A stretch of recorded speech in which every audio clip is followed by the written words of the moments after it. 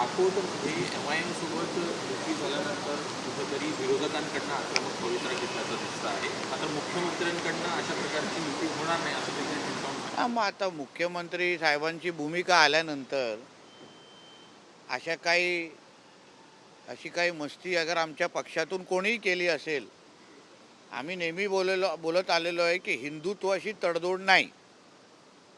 आणि जे कोण ह्या तडजोडीसाठी तडजोड करत असेल किंवा अशा पद्धतीचे चुकीच्या हरकती करत असतील तर पक्ष शासन करणारच. कारण का MIMच्या बरोबर युती म्हणजे देशद्रोहांबरोबर युती. MIM आणि PFI आणि ISI मध्ये काही फरकच नाही. ती पण एक दहशतवादी संघटनाच आहे. आणि म्हणून अकोट असेल की कुठेही असेल अशा पद्धतीची युती जे आमच्या मुख्यमंत्री साहेबांनी सांगितलेले आहे चालणार नाही. संभाजीनगरमध्ये एक घटना घडलेली आहे. इम्तियाज जलील जे MIMचे नेते आहेत त्यांना MIMच्याच कार्यकर्त्यांकडनं मारहाण करण्यात आली आहे. हो, पण आता शेवटी जे हिंदू समाजाबरोबर अशी मस्ती करू पाहतात कधी ना कधी कर्म मागे लागतंच.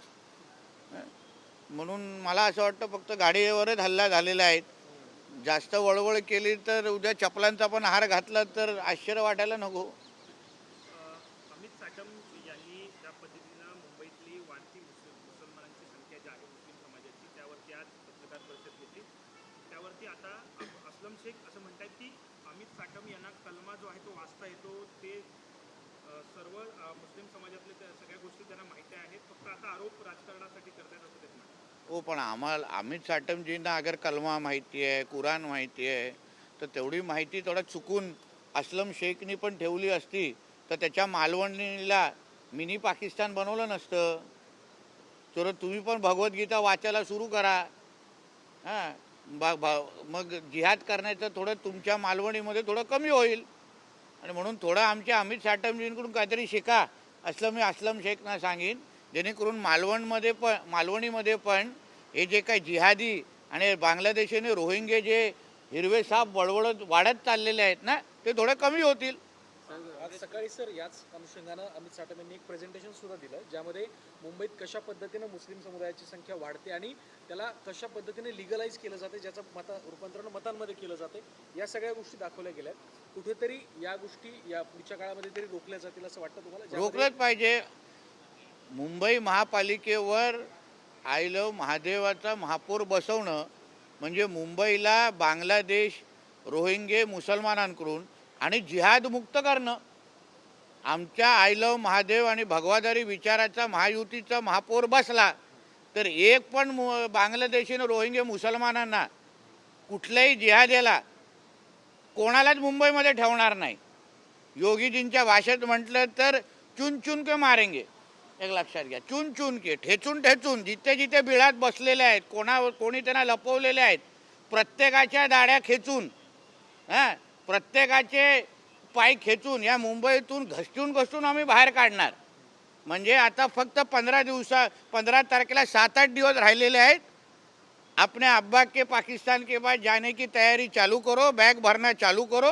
जल्दी तुम्हारे जैसी गंदगी हम साफ करने के लिए 16 तारीख को आ रहे. म्हणजे मुंबईतल्या जिहाद्यांसाठी किंवा बांगलादेशी रोहिंग्यांसाठी 15 तारखे डेडलाईन आहे. 15 तारीख शेवटचा दिवस मुंबईचा राहण्याचं, शेवटचा दिवस.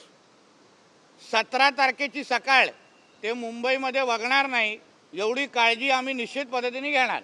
म्हणजे जिथे बॅग पॅक करा, आपले 15-20 मुलांना गोळा करा आणि इथून बाहेर निघण्याची तयारी करा. कारण का 17 जानेवारीची सकाळ तुम्ही मुंबईमध्ये बघणार नाही. नवाब मलिकांनी अमित साटमवर म्हटलेलं आहे किंवा आरोप केले की लोकांची ते कुठेतरी दिशाभूल करत आहेत. मागील 50 वर्षांपासून बांगलादेशी आपल्या इथे आहेत, त्याचा तपास देखील केला जातो आहे. पहिले शेख हसीना यांना देशातनं बाहेर काढलं जावं आणि त्यानंतर मग बांगलादेशीमध्ये जे हिंदू अडचणीत आहेत त्यांच्याबद्दल देखील बोलावं. आम्ही बांगलादेशमधल्या हिंदूंची काळजी घेणारच. आमचे नरेंद्र मोदी सक्षम आहेत. पण मुंबईमध्ये नवाब मलिकांच्या नाकाखाली जे काय बांगलादेशी रोहिंगे लपवलेले आहेत ना कुठे कुठे, त्याही सगळ्या लोकांना जरा तुम्ही आता मेसेजेस द्या कि एक भगवादारी मुंबई का महापौर बनने जा रहा है, चलो अपने पाकिस्तान के अम्मी के पास जाने का काम शुरू करेंगे. म्हणून तुम्हाला परत तुमच्या माध्यमातून सांगतो, कुठलाही बांगलादेशी रोहिंग्या मुसलमान कुठल्याही जिहाद्याला आम्ही या 15 तारखेच्या नंतर मुंबईमध्ये ठेवणार नाही. जे आमचे अमित साटमजीने स्पष्ट भूमिका मांडलेली आहे ती आमची सगळ्यांची भूमिका आहे. मुंबई हे जिहादमुक्त आणि बांगलादेशी रोहिंग्या मुक्त करण्याच्या दृष्टिकोनातून याची सुरुवात 17 जानेवारी 15 जानेवारीला निकाल लागला. 16 जानेवारीला आम्ही जल्लोष करणार, म्हणजे 15 जानेवारी मतदान, 16 जानेवारीला जल्लोष आणि 17 तारखेला यांच्या ढोंगणावर लात मारून यांना बाहेर काढण्याचा कार्यक्रम सुरू. जी एक बार हिंदी में भी आपसे जानना चाहूँ. एक खतम करेल. उद्धव ठाकरे अशा मुलाखतीमध्ये म्हटलेले आहेत की आम्ही जे आहे ते मुंबईकर आहोत आणि जे सध्याचे राज्यकर्ते जे आहेत ते मुंबईकर नाहीत. म्हणजे एका मुळामध्ये ठाकरे मूळ मुंबईकर आहेत का? ठाकरेंचं मूळ विचार कुठून आलेले आहेत?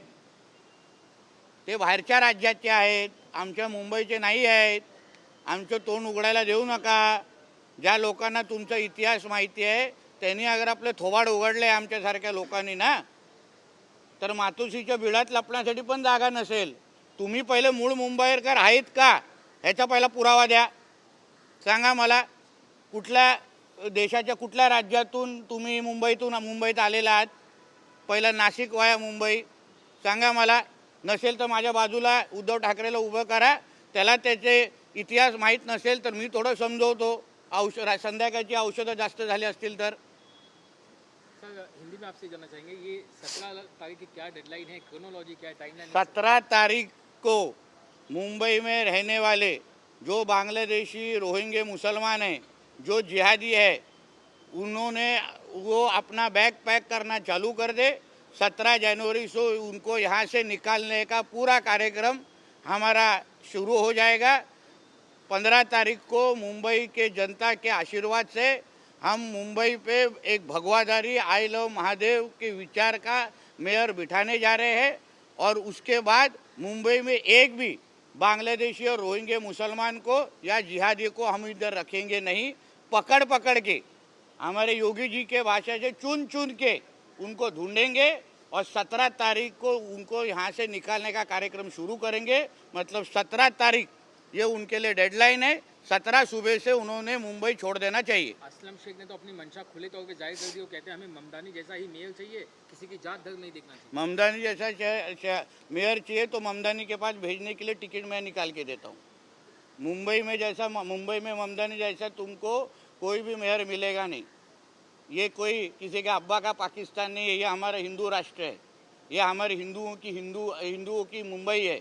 ममदानी की इतनी याद आ रही है ना, तो अमेरिका भेजने का टिकट मैं निकाल के देता हूँ. उधर चले जाना, सिर्फ रिटर्न टिकट मिलेगा नहीं. सर एक आखिरी सवाल, ओवैसी जो है अलग अलग जगहों पे जो सभा कर रहे हैं, बहुत भीड़ जुटा रहे हैं, ये तो यूबीटी के लिए, कांग्रेस के लिए तो चिंता की बात है, लेकिन जिस तरीके से वोट बैंक एक तरफ पोलराइज कर रहे हैं, क्या बीजेपी के लिए भी क्या भीड़? MIM और PFI और ISI में क्या फ़र्क है?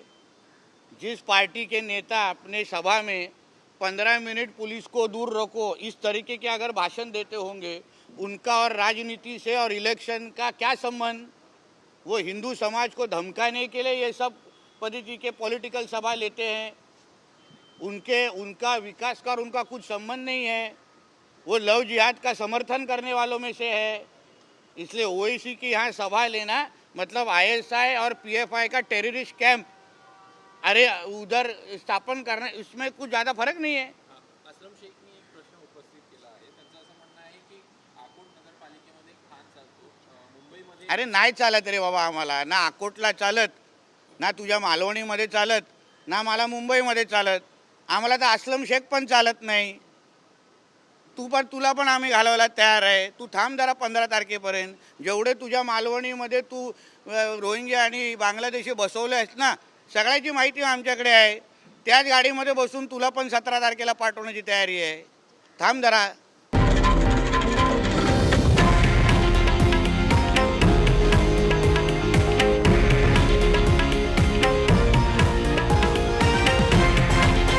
हे आहे देशातील नंबर 1 न्यूज नेटवर्क आणि आपण पाहत आहात TV9 मराठी, एकमेव.